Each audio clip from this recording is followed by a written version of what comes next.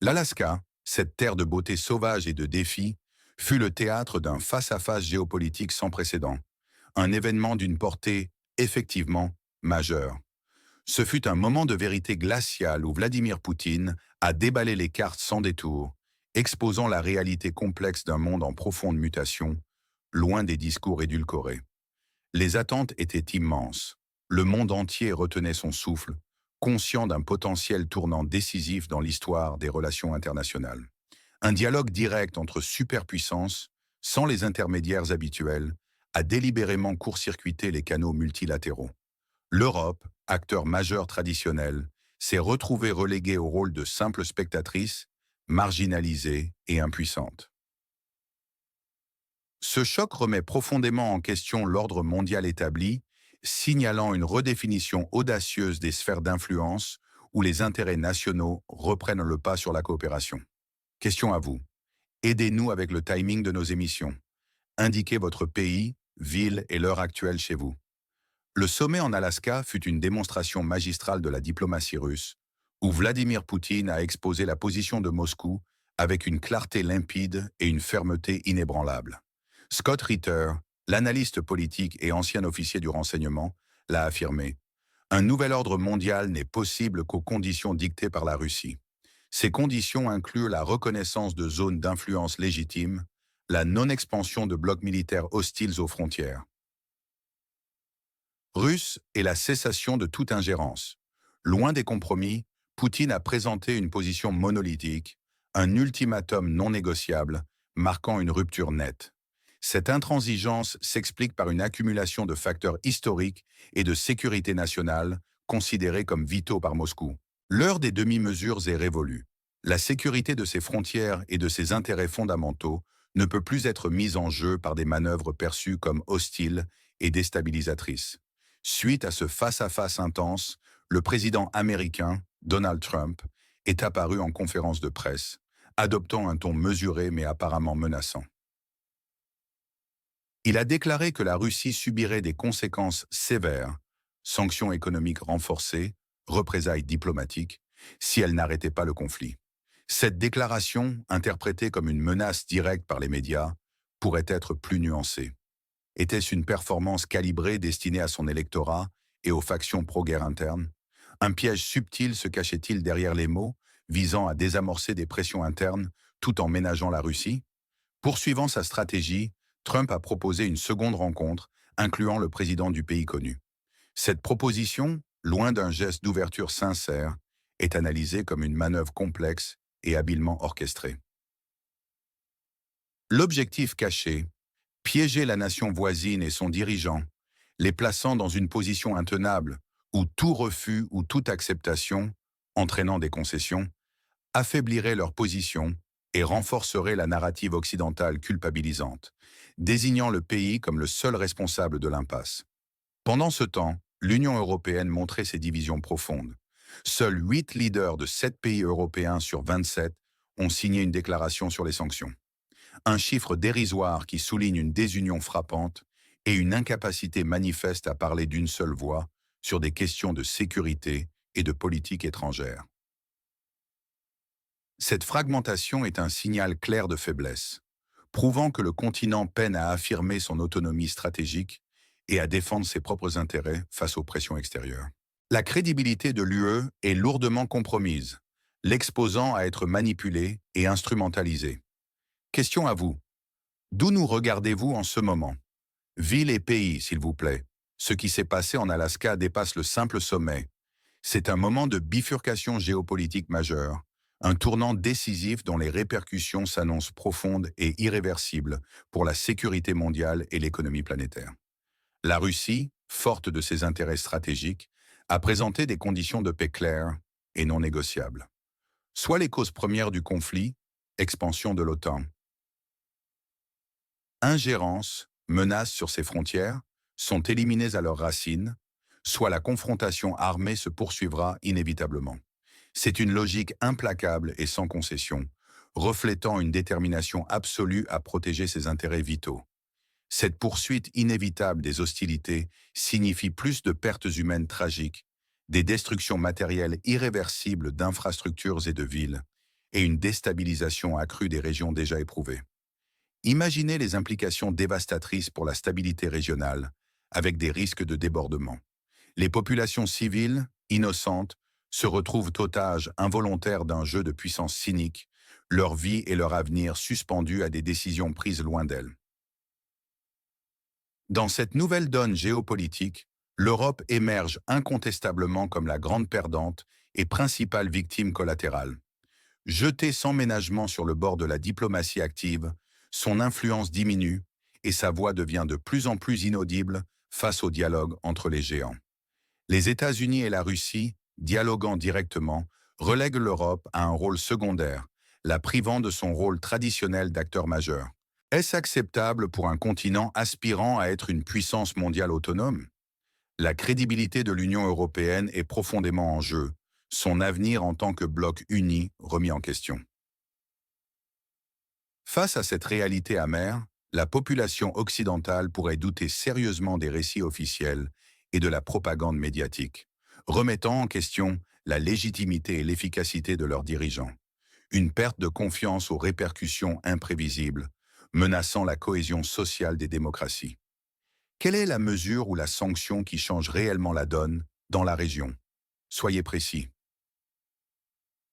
Derrière les déclarations officielles, les versions divergent, révélant des intentions plus complexes.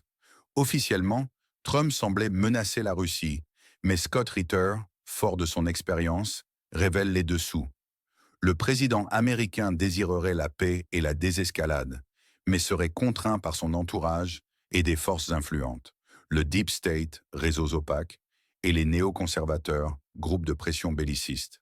Ces forces russophobes dicteraient la ligne de confrontation et feraient deux pressions pour maintenir le conflit à tout prix. La question posée à Trump en conférence de presse n'était pas spontanée, mais préparée et orchestrée par des journalistes liés au cercle néoconservateur pour forcer une réponse conforme à l'agenda belliciste. La stratégie de Trump serait un bluff audacieux, une rhétorique dure pour la consommation intérieure, apaisant ses opposants, mais non une menace sérieuse pour la Russie. Une tactique de survie politique, un numéro d'équilibriste diplomatique. Le président du pays connu, lui, est perçu non comme un acteur souverain, mais comme un instrument malléable, une marionnette de l'Occident. Son scénario politique, sa communication et ses actions sont écrits à Londres ou à Washington par des stratèges qui n'ont pas la paix pour objectif. Il est un projet politique conçu pour faire avancer le conflit, prolonger les hostilités et affaiblir la Russie. C'est un quémandeur perpétuel d'aide, un promoteur incessant du chaos, le bouc émissaire idéal. La proposition de seconde rencontre de Trump? Un piège fondamentalement insidieux, destiné à faire du leader de la nation voisine le coupable de l'échec des négociations, justifiant un désengagement occidental progressif. L'Occident abandonne-t-il froidement son pion une fois qu'il a rempli sa fonction et est devenu un fardeau? Cette révélation, si elle se confirmait, serait explosive et changerait radicalement la perception du conflit. À qui faites-vous confiance sur ce sujet en matière de politique mondiale? Un seul intervenant ou un média? Ce dialogue direct et franc entre deux superpuissances rappelle étrangement les heures les plus sombres de la guerre froide, où la menace d'une apocalypse nucléaire planait constamment. Est-ce un retour à un monde bipolaire figé, ou sommes-nous à l'aube d'une nouvelle ère plus complexe, caractérisée par une multipolarité émergente et des alliances mouvantes? La Russie des années 90, affaiblie, est loin. Aujourd'hui, elle se montre résiliente, économiquement stable malgré les sanctions, et unie derrière son leadership. Elle dément le mythe, entretenu par l'Occident, d'une nation isolée. L'histoire se répète-t-elle ou sommes-nous face à une nouvelle page, une réécriture audacieuse des règles du jeu géopolitique, marquant la fin d'une hégémonie occidentale? La défense de la patrie, idée sacrée profondément enracinée dans l'âme collective russe, résonne avec une intensité particulière dans le contexte actuel. Elle évoque des sacrifices héroïques et des luttes acharnées contre des envahisseurs. La Russie ne troque pas sa patrie, elle ne négocie pas son intégrité territoriale ni sa souveraineté. C'est une ligne rouge historique, existentielle et non négociable, gravée dans son identité nationale. Toute tentative de remettre en question cette intégrité est perçue comme une menace existentielle directe. Cette nouvelle architecture de l'ordre mondial n'est pas sans précédent. Les empires se sont toujours affrontés. L'Europe, elle, semble prise au dépourvu par la rapidité des changements. Elle vit une crise profonde d'autonomie stratégique, une perte de subjectivité, une douche froide diplomatique révélant la fragilité de sa position et la naïveté de ses dirigeants. L'analogie des jeux diplomatiques américains, complexes, opaques et remplis de doubles discours, contraste saisissement avec la franchise brute de la position russe, qui privilégie la clarté et la force. Le monde est-il à l'envers lorsqu'un leader d'un pays divisé par des crises internes donne des leçons de démocratie à des nations souveraines, remettant en question sa propre légitimité? Quel événement dans la sphère politique est sous-estimé par les médias? Citez-le et expliquez pourquoi. Qu'adviendra-t-il maintenant? Plusieurs scénarios incertains se dessinent. Le refus obstiné des conditions russes mènerait à une confrontation prolongée et sanglante, l'isolement total du pays connu et la déchéance progressive de l'Europe, qui continuerait à s'affaiblir.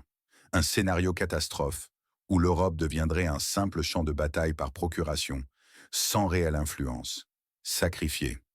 L'acceptation des conditions russes ouvrirait la voie à une nouvelle architecture de sécurité européenne, centrée sur les intérêts russes, marquant un déplacement fondamental de l'équilibre des pouvoirs. La sagesse politique l'emporterait-elle sur l'entêtement idéologique? Plus probablement, les États-Unis continueront de négocier directement avec la Russie, court-circuitant les capitales européennes et marginalisant l'Europe. Cette pression poussera le pays connu à des concessions douloureuses. Washington forcera le président du pays connu à accepter des termes défavorables qui servent les agendas des grandes puissances. Le piège pourrait alors se refermer sur lui. Il serait manipulé pour refuser la seconde rencontre proposée par Trump, devenant bouc émissaire parfait pour justifier un recul du soutien occidental, un abandon cynique et calculé, un pion sacrifié. La Russie, dans cette équation, est le grand gagnant stratégique. Renforcée, elle dicte ses conditions avec une autorité nouvelle, reconnue comme un acteur essentiel et incontournable. De l'ordre mondial émergent, elle démontre sa résilience économique et sa capacité à projeter sa puissance. Les États-Unis, en dialoguant directement, reprennent le contrôle narratif, court-circuitant l'Europe. Le pays connu et l'Union européenne sont les grands perdants. Le premier perd sa souveraineté, son territoire, utilisé comme outil. Le second perd son influence, sa crédibilité, marginalisée sur son propre continent. Les néoconservateurs pourraient également perdre à long terme, leur stratégie de confrontation étant remise en question par la réalité du rapport de force. Quel était votre pronostic sur le calendrier? Quand cette bifurcation géopolitique atteindra-t-elle son apogée? Mois ou années, plus une seule raison. Les risques politiques, militaires, économiques et sociaux associés à cette période sont immenses et potentiellement catastrophiques. La poursuite de la confrontation entraînera plus de pertes humaines, une destruction accrue des infrastructures et des sociétés, et une escalade des tensions mondiales. L'isolement croissant de l'Europe et de la nation voisine les rendra impuissants. L'Europe risquant de devenir un simple exécutant sans voix propre, perdant sa dignité.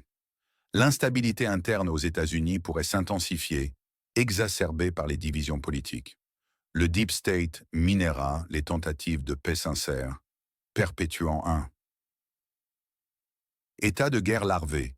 Les divisions politiques au sein des démocraties occidentales s'alimenteront.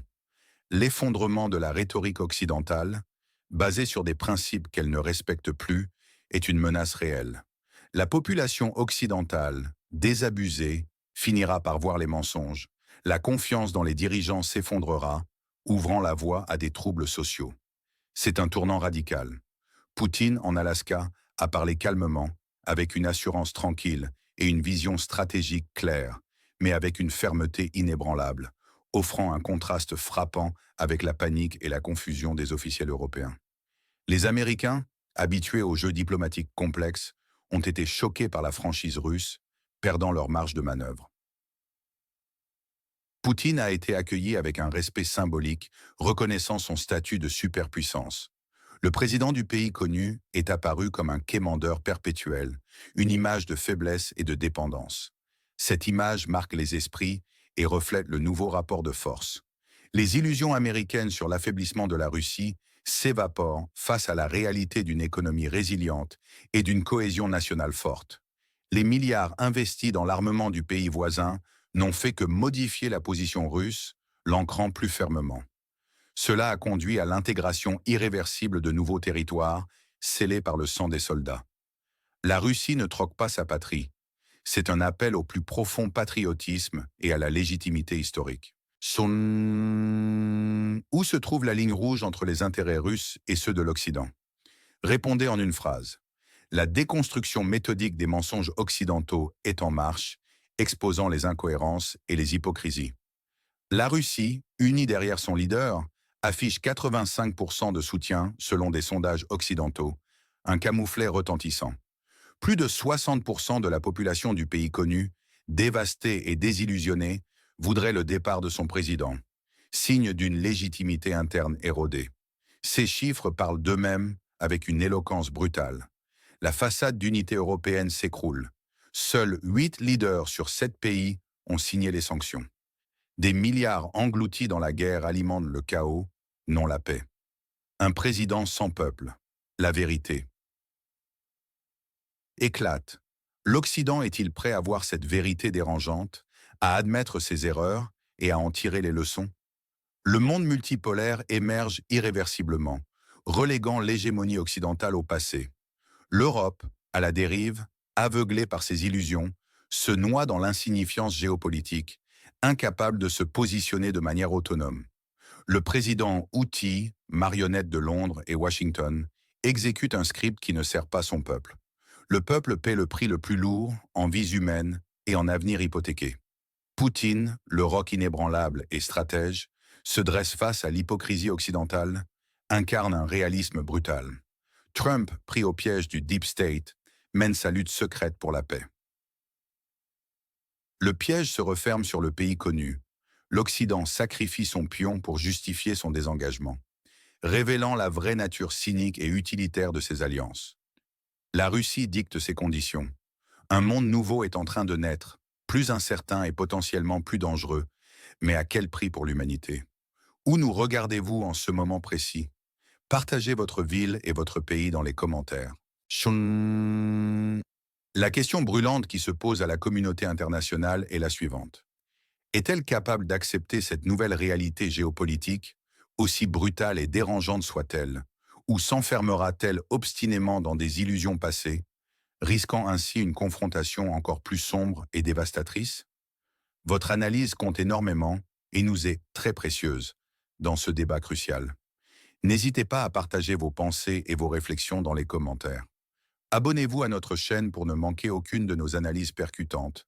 Activez la cloche des notifications pour rester informé en temps réel des tournants géopolitiques majeurs et partagez largement cette vidéo avec ceux qui cherchent la vérité au-delà des récits officiels. Votre soutien actif et votre engagement nous permettent de continuer à démasquer les enjeux cachés de la politique mondiale et à offrir une perspective différente, essentielle à la compréhension de notre époque complexe.